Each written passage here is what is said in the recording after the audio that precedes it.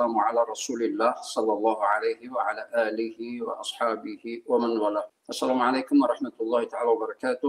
بینندگان عزیز گرامی، برنامه نوبتی ما درباره وقت و اهمیت اون در حیات مسلمان.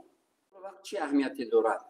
انسان ها چگونه باید از وقت، خصوصا مسلمان و خصوصا جوان مسلمان، از وقت باید چگونه استفاده کند و چه کار کند که کامیاب می شود و چه کار کند که ناکام می شود.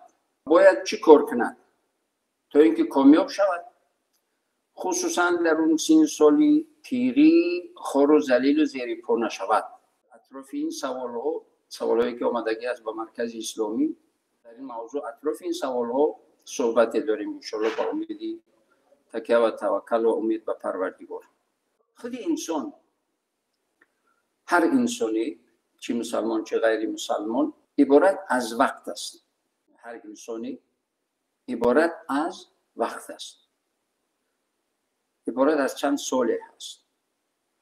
فرض کردیم 1950 تولد شد، 2020 رفت، قبل از 950 نبود، بعد 2020 نیست دیگر، تمام. از یک واقعیت به تاریخ تبدیل شد، از هستی به نیستی تبدیل شد، یا اینکه از این حیات امتحان به حیات برزخ انتقال یافت. حالا خود انسان عبارت از وقت است.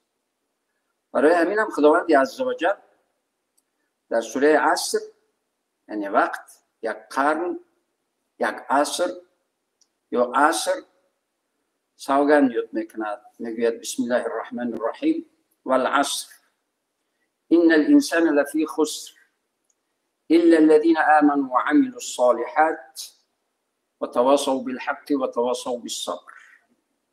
سوگند به عصر، یعنی سوگند به وقت.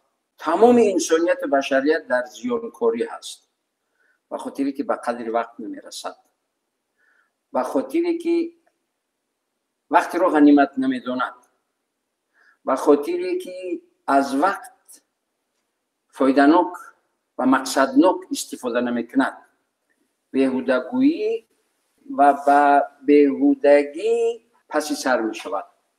برای همین انسانیت میگه در چی هست؟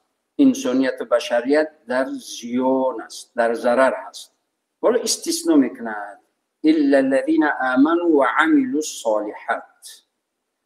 یعنی سوره کوتاهی مبارک امام شافعی رحمت الله علیه میگوید که اگر از قرآن تنها همین سوره میبود، تمام انسانیت رو و مسلمانان رو بسنده بود، کفایت کننده بود، مگر در زیان نیست اونهایی که ایمان آوردن و عمل صالح انجام دادن.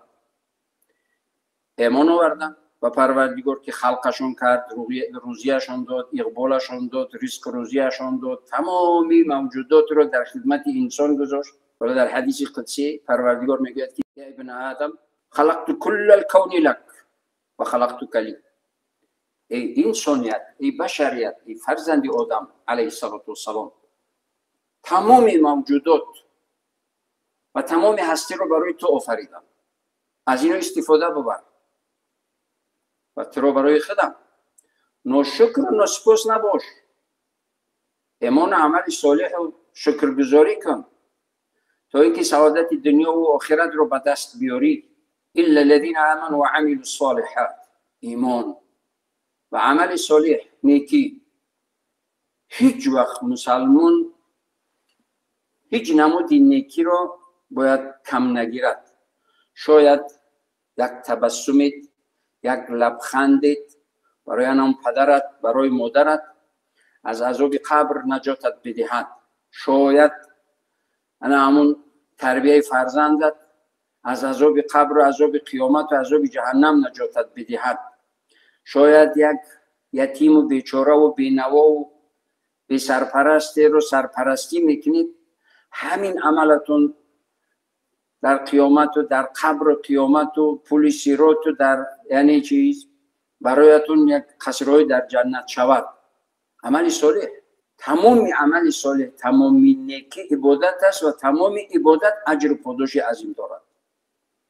تمام نیکی عبادت است و تمامی عبادت اجر و پاداش دارد. برای مسلمان باید هیچ نیکی، حتی یک لبخند زدنی به برادر مؤمنت، پیامبر علیه السلام میگه تبسمک علی وجه اخیک لک صدقه، یک لبخند زدن، چهرک شدن قبل از همه برای پدر مادر، برای چهرک شدن برای پدر مادر، این برای فرزند عبادت است، اجر دارد، پاداش دارد. حتی دانشمندان اسلام میگویند که فرزند خدای نکرده مبادا بیمار هم شد، در پیش پدر نالش نکند، اوه نگوید، پدر رو غمگین نکند، صبر کند، لبخند بزند، حتی اگر بیمار هم باشد. حالی که صحتمند باشد دائم باید که طرف پدر مادر لبخند بزند.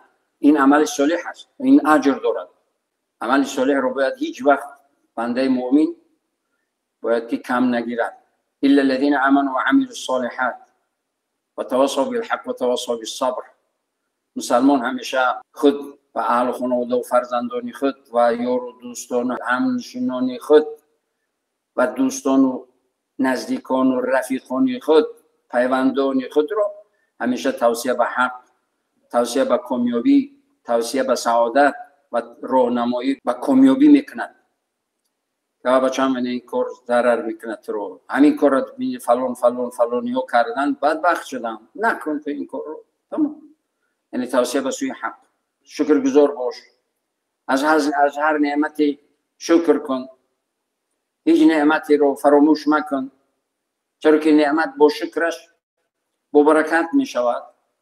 یعنی همیشه توصیه به سوی حق و توصیه به سوی صبر. نفرانی رو می بینیم که از بی‌صبری خود رو به ناکامی و بدبختی و به تباه کله می دهند.